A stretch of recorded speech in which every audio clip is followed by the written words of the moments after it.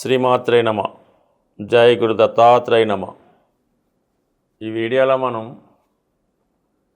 వివిధ రాశుల వారికి త్రైమాసిక ఫలితాలు అంటే జనవరి, ఫిబ్రవరి, మార్చి ఈ 3 నెలలు కలిపి టోటల్గా మేషరాశి వారికి ఏ విధంగా ఉండబోతుంది అని పరిశీలించినప్పుడు మరి సాధారణంగా మేషరాశికి ప్రధాన గ్రహాల యొక్క స్థితి మనం పరిశీలించినప్పుడు 12వ స్థానంలో శని గ్రహ సంచారం ఇంకా చాలా రోజుల పాటు ఉంటాడు కాబట్టి ఈ 3 నెలలు కూడా 12వ స్థానంలో ఉండడం జరుగుతూ ఉంటుంది. అంటే అది కామన్గా అది ఏలినాటి శని ప్రభావం ఫస్ట్ స్టేజ్ కాబట్టి మీ దగ్గర ఉన్నటువంటి ఆర్థిక పరమైనటువంటి వనరుల్ని జాగ్రత్తగా ఇన్వెస్ట్ చేసుకోవాల్సి ఉంటుంది. ఏమాత్రం తొందరపడినా పొరపాటుగా ఇన్వెస్ట్ చేసినా ఎవరికైనా అప్పిచ్చినా టోటల్గా నష్టపోయే అవకాశం ఉంటుంది. ఇది జాగ్రత్తగా గమనించవలసింది ఈ మొదటి 3 నెలలు కూడా. లాభంలో రాహు సంచరిస్తున్నాడు. ఇంచుమించుగా ఈ సంవత్సరం డిసెంబర్ 5 వరకు కూడా రాహు 11లోనే సంచరిస్తాడు కాబట్టి మొదటి 3 నెలలు కూడా సేమ్ యాజ్ ఇట్ ఈజ్గా 11లో ఉండడం వల్ల కొన్ని కొత్త అవకాశాలు జాతకుడికి రావడం జరుగుతూ ఉంటుంది. రాహు ఎప్పుడు విదేశ ప్లానెట్ కాబట్టి పెద్ద పెద్ద పారిశ్రామికవేత్తలు అలాగే బాగా సంఘంలో సొసైటీలో నేమ్ ఉన్న వ్యక్తులు మీకు మీ యొక్క అభివృద్ధికి వాళ్ళు సహకరించే అవకాశం ఉంది. మీతో కలిసి ఏదన్నా వ్యాపారం చేద్దామని కానీ మిమ్మల్ని పార్ట్నర్గా పెట్టుకొని కొత్తగా ఏదన్నా వ్యాపారాన్ని ప్రారంభిద్దామని కానీ వాళ్ళు మీకు ఆహ్వానం పలుకుతూ ఉంటారు. అంటే వాళ్ళు మీకు అవకాశం ఇస్తారా, మీరు వాళ్ళకి అవకాశం ఇస్తారన్నది మీ యొక్క స్థాయిని బట్టి ఆధారపడి ఉంటుంది. మొత్తం మీద విదేశ సహకారం అంతా ఉంటుంది. అయితే ఇక్కడ కేతు 5వ స్థానంలో ఉండడం వల్ల ఈ 3 నెలలు కూడా కేతు అదే ప్లేస్లో ఉంటాడు. నిర్ణయాలు తీసుకోవడంలో కరెక్ట్గా తీసుకోవాల్సి ఉంటుంది. ఏదైనా స్పెక్యులేషను, షేర్ మార్కెట్టు, జోదం, పందాలు వాటికి దూరంగా ఉండడం మంచిది. అయితే ఈ 3 నెలల్లో ప్రధానంగా మారే గ్రహం ఏంటంటే అంటే గురుగ్రహం. ఈ గురుగ్రహం ప్రస్తుతం తృతీయ స్థానంలో వక్ర గమనంలో సంచరించడం జరుగుతుంది. అంటే ఏదైనా మరి మేషరాశి వారికి గురువు భాగ్యాధిపతిగా తృతీయ స్థానంలో వక్ర గమనంలో ఉండడం ఒక విధంగా వీళ్ళకి శుభుడుగానే ఫలితాన్ని ఇవ్వడం జరుగుతుంది. ఇదే గురువు మార్చి 14వ తారీఖున రుజు మార్గంలోకి రావడం జరుగుతుంది. ఇది ఒకటి ఈ క్వార్టర్లో ప్రధాన గ్రహాల్లో గురుగ్రహం తన గమనాన్ని మార్చుకుంటుందన్నమాట.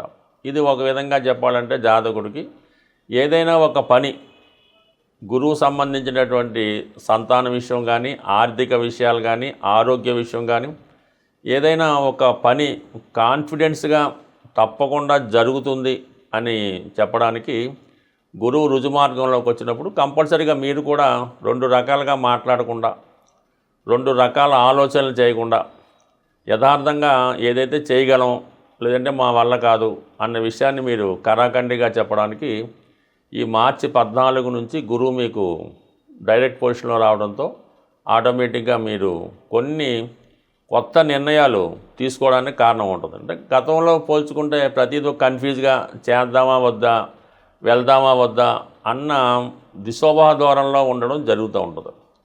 ఎప్పుడైతే గురువు రుజుమార్గంలోకి మార్చి 14 నుంచి వచ్చాడో ఆటోమేటిక్గా మీరు ఒక స్థిరమైన నిర్ణయం తీసుకోవడం జరుగుతూ ఉంటుంది. అలాగే 3లో ఉన్నటువంటి గురువు 3, 7, 11 స్థానాలు యాక్టివేట్ చేస్తాడు. అంటే 7వ స్థానాన్ని కూడా యాక్టివేట్ చేయడం వల్ల ఎవరైతే మేషరాశి వారు లేదంటే మేష లగ్నం వారు వివాహ ప్రయత్నాలు చేస్తూ 2-3 సంబంధాలు రావడం వల్ల ఏ సంబంధానికి వెళ్దామన్నా అటు ఇటు సందిగ్ధ స్థితిలో ఉన్న వాళ్ళకి ఇది మార్చి 14 తర్వాత కన్ఫర్మ్గా ఏదో ఒక పెళ్లి సంబంధాన్ని కుదుర్చుకోవడం జరుగుతుంది. లేదంటే అవతల మీకు వస్తున్నటువంటి పెళ్లి సంబంధాల వారు కూడా ఒక కన్ఫ్యూజన్లో ఉంటారు. వాళ్ళు కూడా ఈ సమయంలో ఒక నిర్ణయాన్ని తీసుకొని వివాహ విషయంలో ఒక స్థిరమైన నిర్ణయానికి రావడం జరుగుతుంటుంది. కొంతమంది ఏంటంటే ఈ భార్యాభర్తల మధ్య విభేదాలు ఉన్నవాళ్ళు విడిపోదామా కలిసి ఉందామా అని తర్జన భర్జనలతో ఉన్న వాళ్ళకు కూడా ఇది ఒక క్లియరెన్స్ ఇవ్వడం జరుగుతుంది. 90% మళ్ళా చిన్న చిన్న చికాకులు ఉన్నా కలిసి జీవించడానికే వాళ్ళు నిర్ణయించుకోవడం జరుగుతూ ఉంటుంది. ఇక గురువు మళ్ళా 11వ స్థానాన్ని యాక్టివేట్ చేయడం వల్ల ఏమవుద్దంటే మీకు ఏదైతే పిల్లల ఉద్యోగాలు కానీ పిల్లలకు పెళ్ళిళ్ళు కానీ చేద్దామనుకుంటున్నారో వారికి మీకు అనుకున్నవి జరుగుతాయి. అలాగే వారికి కూడా ఏదైనా ఉపాధి అవకాశాలు రావడం ఇలాంటివి కూడా జరుగుతూ ఉంటాయి. మరి ఈ కారణం వల్ల ఏంటంటే మీకు చెప్పాలంటే ఈ మొదటి 3 నెలల్లో గురువు అనుకూలత ఏర్పడడం. ఇంకా ముఖ్యమైన ఇంపార్టెంట్ ఏంటంటే 3వ స్థానంలో ఉన్నటువంటి గురువు 9వ స్థానాన్ని వీక్షిస్తాడు. డైరెక్ట్గా ఎప్పుడైతే చూసాడో ఈ మార్చి 14 తర్వాత మీకు ఈ దూర ప్రాంత ప్రయాణం, ఉన్నత విద్య అవకాశాలు, ఇది విద్యార్థులకు బాగా ఉపయోగపడుతుంటుంది. ఇప్పుడు వెళ్దామా వద్దా, పీజీ చేద్దామా వద్దా, ఇక్కడే ఉద్యోగం చూద్దామా అన్నటువంటి సందిగ్ధంలో ఉన్న వాళ్ళకి కంప్లీట్గా మీ మార్చి 14 తర్వాత ఒక కన్ఫర్మేషన్ రావడం జరుగుతుంది. మీకు అక్కడ విదేశంలో మంచి కాలేజీలో సీట్ కన్ఫర్మ్ అవ్వడం, అలాగే మీకు వీసా కన్ఫర్మ్ అవ్వడం, అలాగే బ్యాంక్ లోన్ లాంటిది కానీ ఫైనాన్స్ సౌకర్యం కానీ కన్ఫర్మేషన్ రావడం జరుగుతుంది. ఇవన్నీ మీ ప్రయాణానికి ఏర్పాట్లు చేసుకోవచ్చు. ఒకవేళ ఈ లోపులో మీకు ఏమైనా ఆర్థిక పరంగా ఇబ్బందులు కానీ రిజెక్ట్ కానీ అయింటే మళ్ళా ఇంకొకసారి ఈ మార్చి 14 తర్వాత ప్రయత్నం చేస్తే మీకు ఈ విదేశ ప్రయాణానికి చక్కని మార్గం డైరెక్ట్గా వచ్చే అవకాశం ఉంది.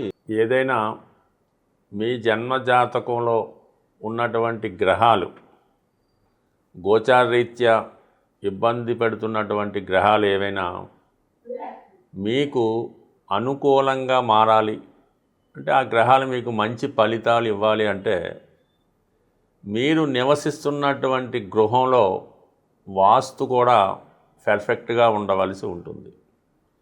మీ గృహంలో ఉన్నటువంటి 8 దిక్కుల పైన ఈ నవగ్రహాల ప్రభావం ఉన్నది ఉండడం జరుగుతూ ఉంటుంది. అది వరుసగా మనం చెప్పుకుంటే తూర్పు వైపు అనుకూలంగా లేకపోతే, వాస్తు దోషాలు ఉంటే రవి యొక్క ప్రభావం వల్ల ఇబ్బందులు కలుగుతూ ఉంటాయన్నమాట. అనారోగ్య సమస్యలు, యజమాని సరైనటువంటి క్రమశిక్షణలో లేకపోవడం, ఆర్థికపరమైన ఇబ్బందులు, నిరుద్యోగాలు వస్తుంటాయి.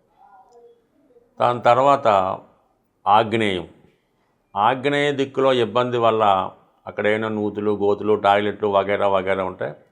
స్త్రీలకి అనారోగ్య సమస్యలు, సంతానానికి వివాహం జరగకపోవడం, వివాహం అయినా కూడా భర్తతో విభేదాల వల్ల పుట్టింట్లోనే ఉండడం జరుగుతూ ఉంటుంది. విపరీతమైనటువంటి ఖర్చులు పెరుగుతూ ఉంటాయి.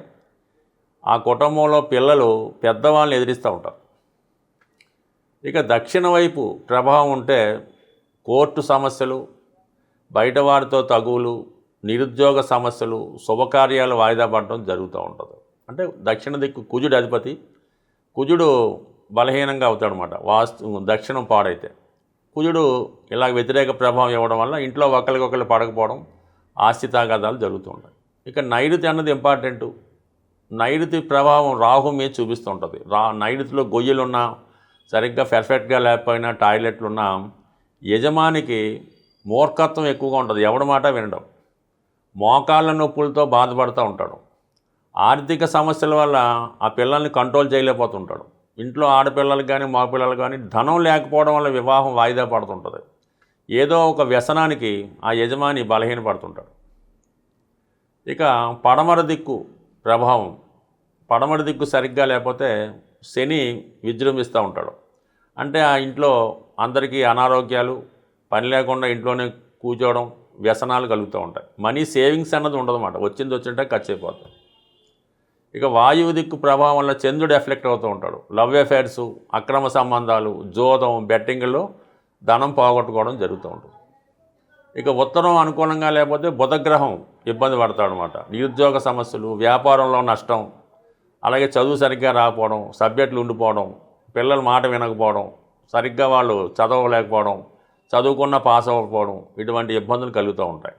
ఇక ఈశాన్యం ప్రభావం వలన దైవభక్తి లోపించడం, అనాచార కార్యక్రమాలు, ఆ కుటుంబంలో మగపిల్లలు ప్రయోజకులైతే దూరంగా ఇల్లు వదిలి వెళ్ళిపోవడం, ఇంటి వారితో సరైన సంబంధాలు లేకపోవడం, కుటుంబం గురించి పట్టించుకోకపోవడం, దైవభక్తి లేకపోవడం ఇవన్నీ కలుగుతూ ఉంటాయి. మరి ఈశాన్య ప్రభావం అటు కేతువు అటు గురువు మీద రావడం జరుగుతూ ఉంటుంది. అలాగే సంతానం కూడా కలగకుండా దంపతులు ఇబ్బంది పడుతూ ఉంటారు. అందువలన మీ జాతకం సరిగ్గా ఉన్నా, ఆ గ్రహాలు కరెక్ట్గా ఉన్నా అవి మంచి ఫలితాలు ఇవ్వాలంటే మీరు నివసిస్తున్నటువంటి గృహం కూడా పర్ఫెక్ట్గా ఉంటే ఆ ఫలితాలు మీకు తొందరగా రావడం జరుగుతూ ఉంటుంది. బట్ ఏదైనా ప్రతిదానికి ఒక పరిష్కారం ఉంటుంది.